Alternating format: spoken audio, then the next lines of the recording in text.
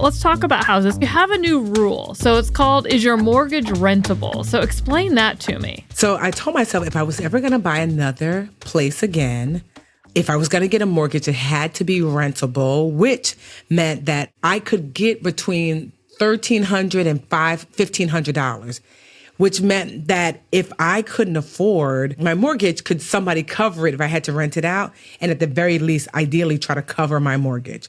So the second property that I purchased with my late husband, it was a foreclosure, and it was worth about $320 at the time, but the bank owned it and they just wanted the money that was owed to them, which was about $180. So we got really fortunate. And so, but it needed a lot of work.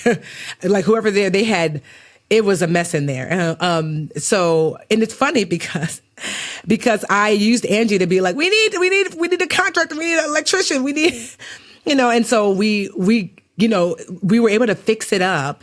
And now that investment of $180, we put about $180 into it.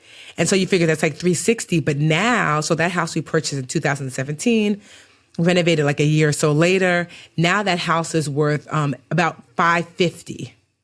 Yeah. So you think to yourself, like, that was such a great investment. For example, I live in a condo around the corner from the house after, sadly, my husband passed away in 2021. Well, I'm so sorry to hear that. Thank you.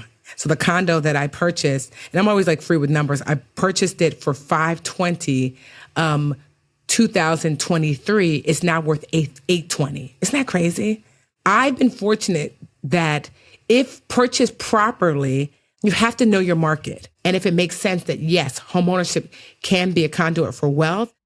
Tell me about the noodle budget. Yeah, so I wrote this book, Angie, called Get Good with Money. And I talk about the noodle budget, which really just is if you had to eat ramen noodles, meaning if you just had to get down to the bare bones, I do not believe that you should live at your noodle budget long term forever. It's just a temporary drop.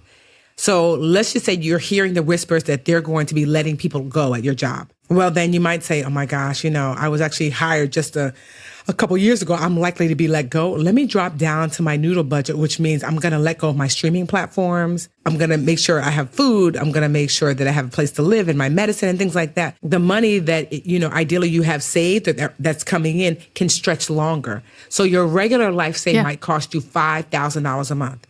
But maybe your noodle budget life with everything cut out is $3,500. And so like you temporarily live at that $3,500 until you're back on your feet again. And then you can go back to your $5,000. So it's just a temporary safeguard to extend the life of your savings.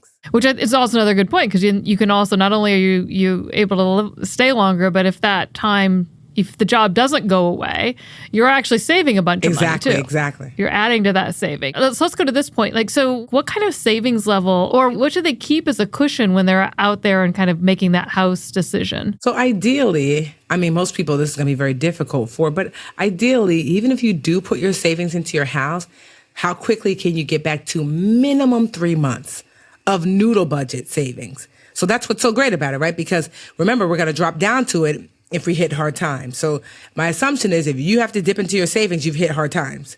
So you multiply your noodle budget times 3, and that's the bare minimum. But ideally upwards of six months. And I tell people, if you're an entrepreneur, you might want to do a year, but no more than a year. So I keep a year because I could literally have a downturn that hits us hard. And I'm like, okay, I need to buckle down, and it's going to take a year for me to turn the business around. And I've done that before. Right. Makes total sense. So if you're thinking about buying your first house and you're like, hey, I saved up for my down payment, don't stop there. Like, don't rush and buy then. Wait a little bit longer till you get a little more cushion so you're not draining all your savings. Because that I promise you, the city or the town you live in, they love to say, oh, is that what taxes were when the other person lived here? Not for you.